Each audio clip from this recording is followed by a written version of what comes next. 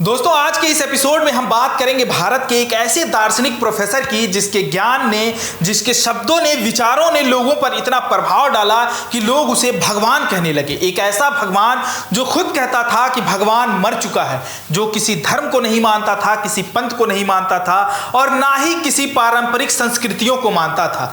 यहाँ तक कि जिन चीज़ों के बारे में लोग बात करने से कतराते थे, झिझकते थे, उन बातों को खुली मंचों से वो बड़े सहजता से कह देता था। यही वजह है कि लोग उसके विचारों से प्रभावित होते हुए भी उसे स्वीकृति देने से इनकार कर देते हैं। लेकिन सत्यता यह भी है कि बड़ा से बड़ा साहित्यकार हो, दार्शनिक हो, कलाकार हो, कोई प्रबुद्ध गुरु हो या फिर धर्मगुरु, इसके ज्ञान को पढ़ते जरूर हैं, इसके ज्ञान को समझते जरूर हैं। यहां तक कि पंडित धीरेन्द्र कृष्ण शास्त्री कहते हैं कि इस भगवान के ज्ञान के बिना बड़ा से बड़ा प्रबुद्ध व्यक्ति, बड़ा से बड़ा धर्मगुरु अधूरा है। इसके ज्ञान के बिना वो पूरा नहीं है, चाहे वो खुले मंचों से इस बात को स्वीकार करे या ना करे। हम बात कर रहे हैं भगवान रजनीश की, आचार्य रजनीश की, जिसे दुनिया ओशो के नाम से जानती है।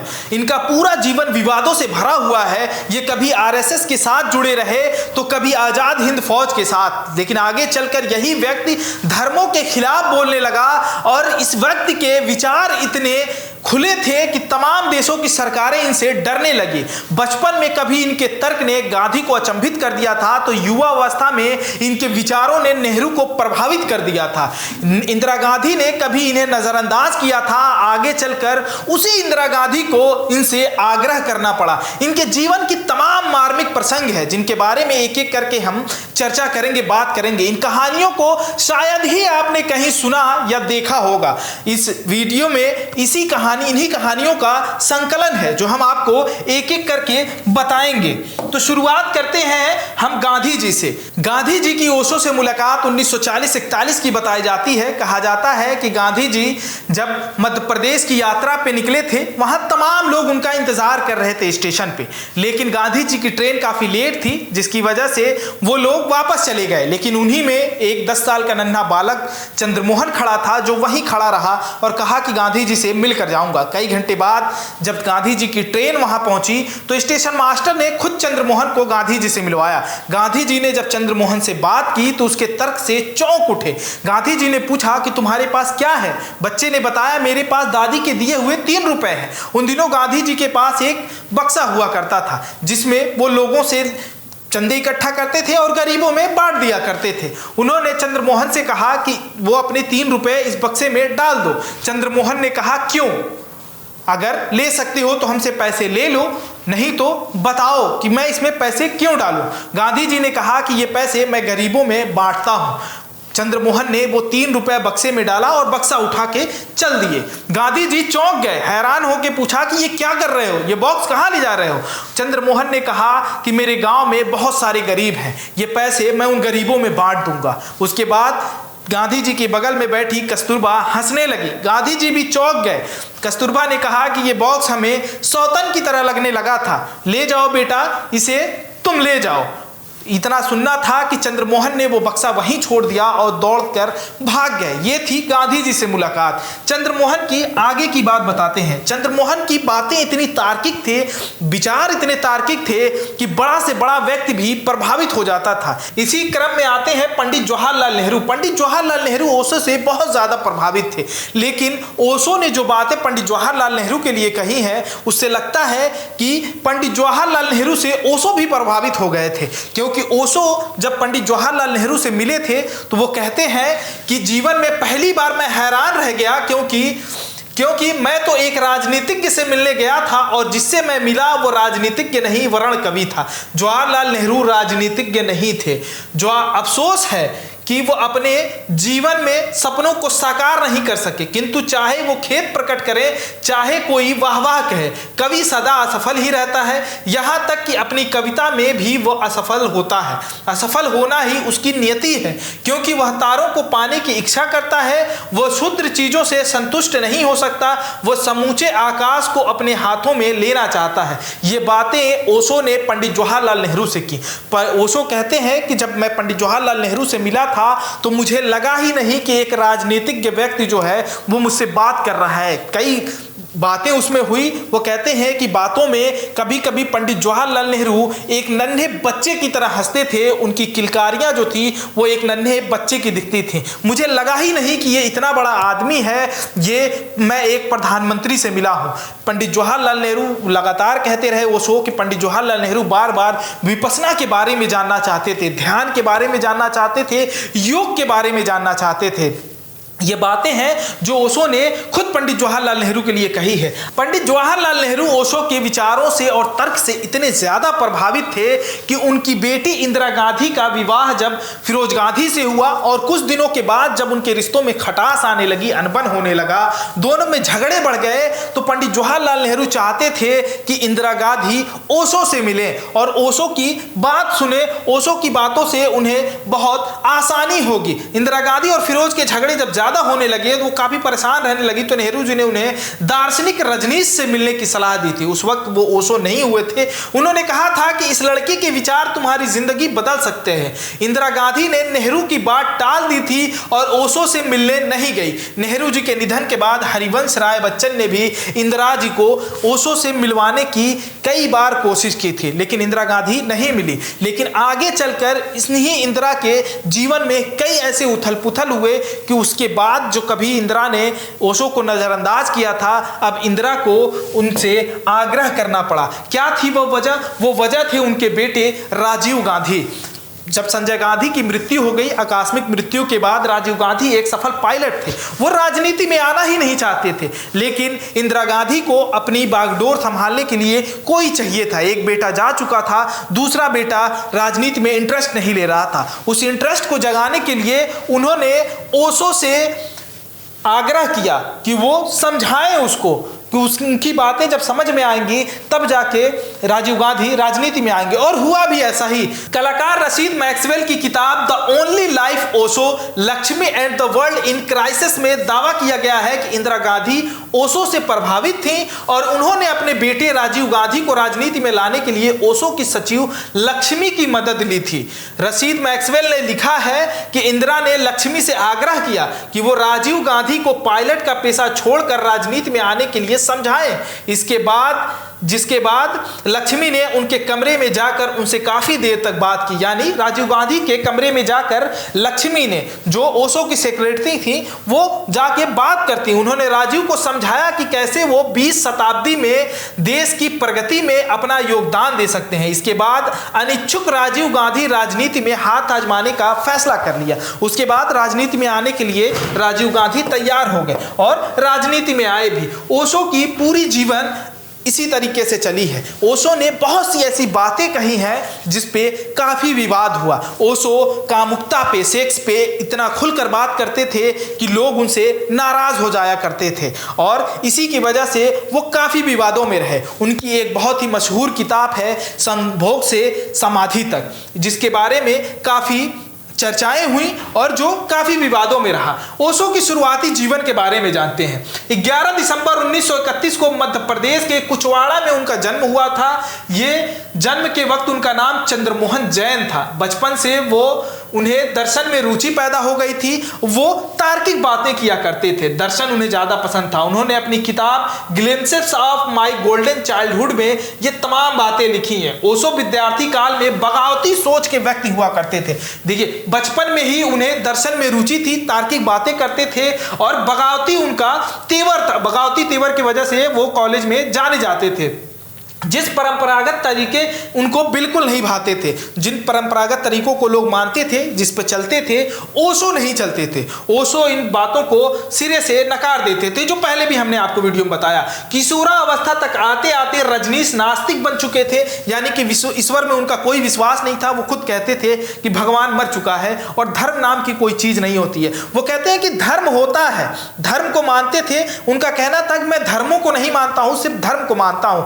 और किस धर्म की बात वो करते थे? वो कहते थे कि ये जब तमाम धर्में जब मरेंगी, इसके बाद एक नए धर्म का उदय होगा। इनका मानना था कि धर्म वो होता है जो विज्ञान से चले, विज्ञान से चले। जिस तरह से वो लोगों को जानते हैं, उनका कहना ही था कि अपने आप के बारे में जानो, किसी के बारे में बिलीव मत करो। वो नोइंग में विश्वास रखते थे। इसी से आगे बढ़े। अपने विद्यार्थी काल में उन्होंने एक कुशल वक्ता और तर्कवादी के रूप में अपनी पहचान बना ली थी। एक कहानी बहुत प्रसिद्ध है इनकी कि जब ये कॉलेज में थे तो इनकी बातें इतनी तार्किक हुआ करती थी कि दर्शन के एक प्रोफेसर से इनका झगड़ा हो गया, क्योंकि इनके सवाल उन्हें बार बार परेशान करते थे। टीचर इतने नाराज हो गए कि वो प्रिंसिपल के पास चले गए। उन्होंने कहा कि या तो इस कॉलेज में ये बच्चा रहेगा या फिर मैं रहूंगा। अंततः प्रिंसिपल को आके चंद्रमोहन को समझाना पड़ा, यानी रजनीश ओशो को समझाना पड़ा कि तुम्हारा एडमिशन मैं कहीं और करवा देता हूं, तुम इस कॉलेज से कहीं और चले जाओ, मैं अपने पुराने प्रोफेसर को खो नहीं सकता।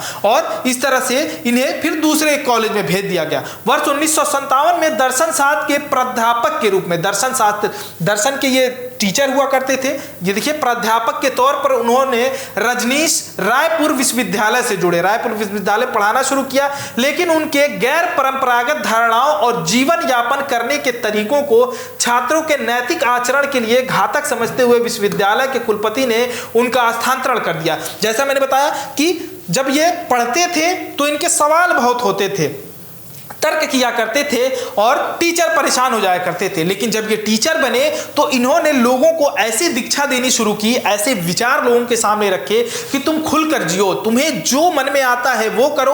और इन्हीं परंपरागत जो चीजें होती थी इनके खिलाफ जाने लगे। इन्हीं परंपरागत चीजों के खिलाफ जाने की वजह से कॉलेज का जो प्रशासन था वो बहुत ज्यादा परेशान हो गया कि इससे स्टूडेंट्स जो होंगे, जो विद्यार्थी वहां के हैं, उनमें बगावत आएगी और ये सब धर्म के खिलाफ जाने लगेंगे, जिसकी वजह से इन्हें वहां से भी जाना पड़ा। इन्हें फिर दूसरे स्कूल में भेजा गया। कुलपति ने उनका स्थानांतरण कर दिया।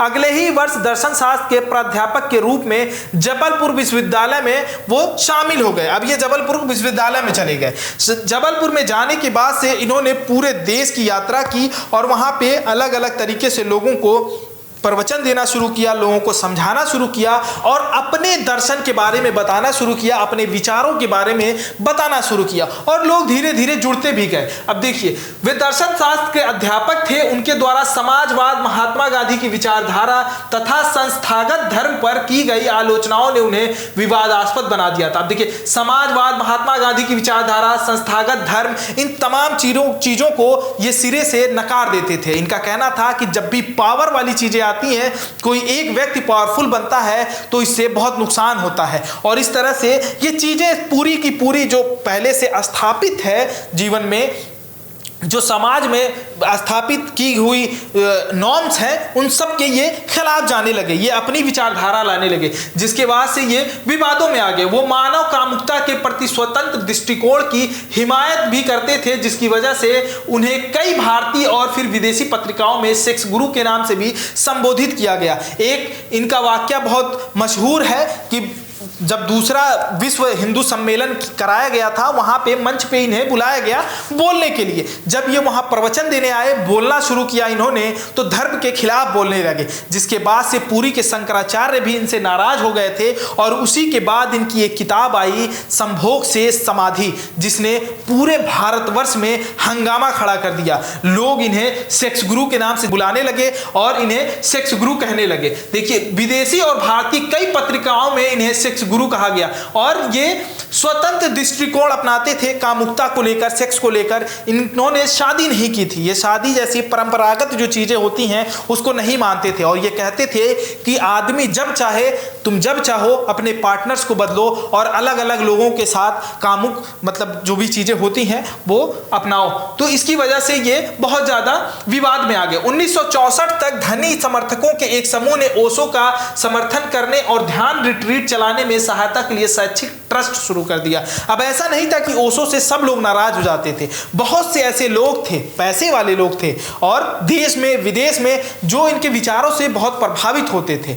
इसी के लिए उन्होंने एक शैक्षणिक ट्रस्ट भी चलाना शुरू कर दिया और समर्थन आने लगा और इनके पास इतने पैसे आने लगे कि ये आश्रम बनाने लगे। मुंबई चले गए थे। इनके जो भक्त थे, उन्होंने सुझाव दिया कि वह एक असामान्य रूप से प्रतिभाशाली आध्यात्मिक चिकित्सक थे। उनको चिकित्सक भी मानते थे। अब देखिए, जबलपुर विश्वविद्यालय से अधिकारियों ने 1966 में रजनीश को इस्तीफा देने के लिए मजबूर कर दिया। उन्होंने एक आध्यात्मिक शिक्षक के रूप में अपनी भूमिका विकसित की। अपने अमीर अनुयायियों यानी कि अपने भक्तों, अमीर भक्तों के व्याख्यान, ध्यान शिविर, व्यक्तिगत बैठक और बैठकों के माध्यम से खुद को समर्थन किया। यानी कि जो ये प्रवचन देते थे, बहुत से अमीर भक्त इनके बनने लगे और उन लोगों के जरिए इन्होंने खुद को तैयार किया। ये मुंबई आ गए और मुंबई में रहने लगे। यहाँ पे जब इनका प्रवचन बढ़ने लगा, इनके भक्त बढ़ने लगे, तो इनको वहाँ की आबो हवा नहीं सूट की और इन्होंने तय किया कि अब हम यहाँ से कहीं और चलते हैं। अब देखिए, लगभग इसी समय उन्होंने भारतीय समाज के उच्च वर्ग से एक व्यवसाय प्रबंधन प्राप्त किया।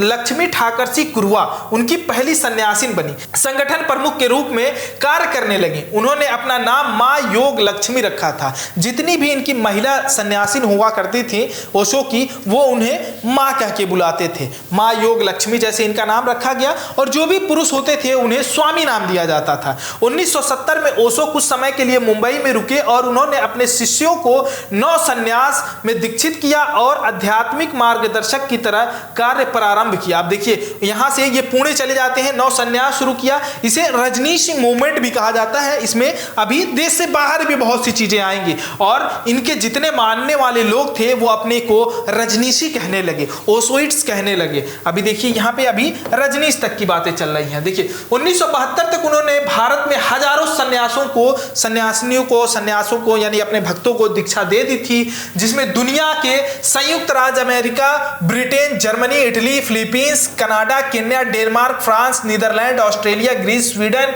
नॉर्वे और स्विट्जरलैंड। अब देखिए, मध्य प्रदेश का एक अदना सा प्रोफेसर, लेकिन जब वो अपने विचार रखने लगा, उससे लोगों में कितनी मतलब ज्ञानता बढ़ी, लोग कितने प्रभावित हुए कि ये तमाम जो ऊपर देश आप देख रहे हैं, इस देश के जो लोग थे वो ओशो को सुनने के लिए और ओशो को जानने के लिए ओशो के पास आने लगे और ओशो की भक्ति करने लगे ये तमाम लोग। 1974 में पुणे में आने के बाद उन्होंने अपना आश्रम की स्थापना की। विदेशी जो इनके भक्त थे उनकी संख्या बढ़ने लगी, जिसे आज ओशो इंटरनेशनल मेडिटेशन रिसोर्ट के नाम से जाना जाता है। ये आज भी ये आश्रम ओशो इंटरनेशनल मेडिटेशन रिसोर्ट जो है पुणे में आज भी है और वहां पे तमाम विदेशी लोग रहते हैं और देश की भी बहुत से जो भक्त हैं जो ओशो को मानने वाले हैं, ओशोइट्स जो है वो वहां पे रहते हैं। पश्चिमी देशों से अधिक साधक आने लगे। सबसे ज्यादा जो लोग प्रभावित हुए वो पश्चिमी देशों के लोग प्रभावित हुए, क्योंकि ये जो इनके जो विचार थे, जो पार्टनर्स को लेकर ये अपने विचार रखते थे, धर्म को लेकर जो विचार रखते थे, तमाम बड़े बड़े लोग, विदेशों के पैसे वाले लोग, उनको ये चीज़ें बहुत भाती थी, लुभाती थी। उनके ये विचार बड़े लुभावने उनको लगे और वो लोग यहाँ आने लगे और पैसे भी देने लगे। पश्चिमी देशों से अधिक साधक आने लगे, जिसमें ह्यूमन पोटेंशियल मूवमेंट के चिकित्सक भी शामिल थे। अब सोचिए, ये पूरा ह्यूमन पोटेंशियल मूवमेंट के पूरे चिकित्सक यहाँ पे आ गए। उन्होंने आश्रम में समूह चिकित्सा चलानी शुरू की और कहा जाता है कि जब यहाँ पे ये फोटोज वगैरह आप देख रहे हैं, ये हमेशा इस पक्ष में रहते थे कि खुद के लिए जियो, खुद खुश रहो, नाचो गाओ, इस तरह की तमाम चीजें करो, मतलब कला से मुक्त रहो, ये टेंशन रिलीज करने की चीजें हैं और किसी चीज की चिंता नहीं करनी, इस तरह की चीजें हैं। और अपने पार्टनर्स ये इतने ज्यादा बदलते थे कि आगे चलकर इन्हीं के आश्रम में इस तरह की स्टडी भी आई थी कि बहुत सारे यौन संक्रमण की जो बीमारियां थी वो फैलने लगी थी। ये ह्यूमन पोटेंशियल मूवमेंट चिकित्सक भी यहाँ पे जब आए थे तो इन सब चीजों पे इन्होंने भी काफी काम किया था। रजनीश आधुनिक मनोचिकित्सा को अपनाने वाले पहले पूर्वी गुरु बने थे। अब देखिए, पश्चिम के लोग आने लगे, ये पहले पूर्वी गुरु बने थे जो मनोचिकित्सा को अपनाने लगे। वो प्रतिदिन पश्चिमी दर्शनों के तत्वों, चुटकुलों और व्यक्तिगत उपाख्यानों को मिलाकर धार्मिक ग्रंथों पर प्रवचन दिया करते थे।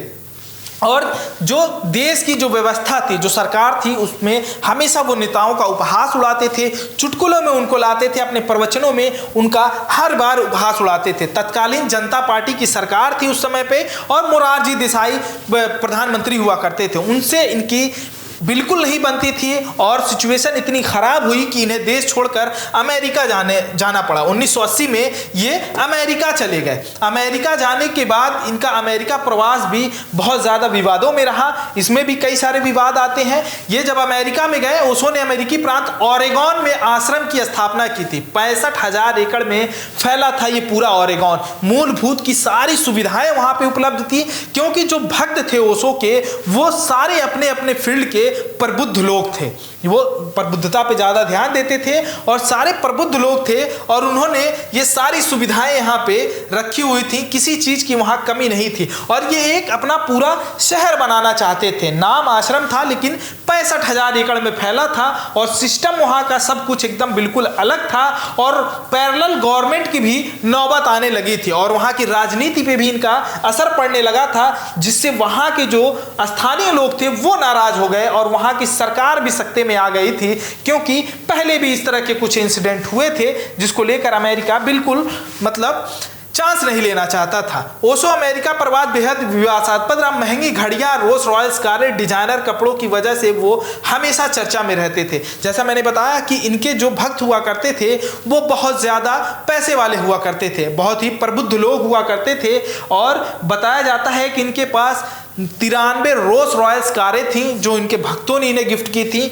हीरे की घड़ियां पहनते थे, इनके कपड़ों में हीरे जड़े होते थे और जो टोपी लगाते थे वो भी हीरे जड़े हुए थे। और बताया जाता है कि दुनिया का सबसे मॉडर्न जो बाबा थे वो इन्हें माना जाता था, ओशो को कहा जाता था। ये हमेशा इन सब चीज़ों के लोग चर्चा में रहते थे। ओरेगॉन में ओशो के शिष्यों ने उनके आश्रम को रजनीशपुरम नाम से एक शहर के तौर पर रजिस्टर्ड कराना चाहा, लेकिन स्थानीय लोग इसका काफ़ी विरोध किए और बहुत सारी चीज़ें हुई, बहुत सारी उसमें घटनाएं हुई। अंततः इन्हें 1985 में वापस भारत लौट के आना पड़ा। इन्हें अमेरिका में गिरफ्तार भी किया गया था, जेल भी भेजा गया था, जहां पे बहुत सारी जो रकम होती है जुर्माने की वो भरनी पड़ी थी इन्हें और भरने के बाद वापस आना पड़ा था। और जब वो वहां से निकले थे तो बहुत से दूसरे देशों में ट्राई किया था जाने के लिए, तो इन्हें 21 देशों ने बैन कर दिया था इनकी एंट्री को कि वो हमारे देश में नहीं आ सकते थे और अंततः इन्हें भारत लौटकर वापस आना पड़ा। भारत आने के बाद इनकी जब मृत्यु हुई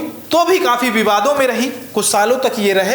उसके बाद से देखिए भारत लौटने के बाद वे पुणे के कोरेगांव पार्क इलाके स्थित अपने आश्रम में लौट आए थे। जो ओशो इंटरनेशनल हमने बताया था ये उसी जगह पे वापस चले आए थे। उनकी मृत्यु 19 जनवरी 1990 में हो गई थी, लेकिन इनकी मृत्यु भी काफ़ी रहस्यमयी मानी जाती है। उनकी मौत के बाद पुणे आश्रम का नियंत्रण जो है उनके करीबी शिष्यों ने अपने हाथ में ले लिया था। आश्रम की संपत्ति करोड़ों रुपए की मानी जाती है और इस बात को लेकर उनके शिष्यों के बीच काफ़ी विवाद है। जो इनके भक्त थे वो आपस में ही लड़ने लगे और कई चीज़ें चली, उसमें भी केस चले, इसीलिए इसको पूरा इनका जो इनकी मृत्यु है उसको भी विवादित माना जाता है और रहस्यमयी माना जाता है। ओशो के शिष्य रहे योगेश ठक्कर ने बीबीसी मराठी से क्या कहा था सुनिए। ओशो का साहित्य सबके लिए उपलब्ध होना चाहिए, इसलिए मैंने उनकी वसीयत को बॉम्बे हाई कोर्ट में चैलेंज किया था। यानी कि ओशो की एक वसीयत बताई जाती है जिसके द्वारा ओशो इंटरनेशनल के का जो लोग चीज़ें रखे हुए हैं, जिनके पास अधिकार है ओशो इंटरनेशनल का, वो कहते हैं कि हमें ये ओशो की विरासत में मिला है, लेकिन ये ओशो की विरासत को भी चैलेंज करते हैं। क्यों करते हैं? क्योंकि ट्रेडमार्क का भी एक जिक्र आता है, इसमें एक कहानी आती है ट्रेडमार्क की। ट्रेडमार्क के लिए भी झगड़ा हुआ था और ओशो के बहुत सारी जो चीज़ें हैं उस पर ट्रेडमार्क लगा दिया गया था, यानी उसे कोई और इस्तेमाल नहीं कर सकता। लेकिन ओशो खुद कहते थे कि किसी के विचारों का कोई ट्रेडमार्क नहीं हो सकता था और ओशो एक विचार है। ओशो एक व्यक्तित्व के रूप में नहीं, एक विचार के रूप में जाने जाते हैं।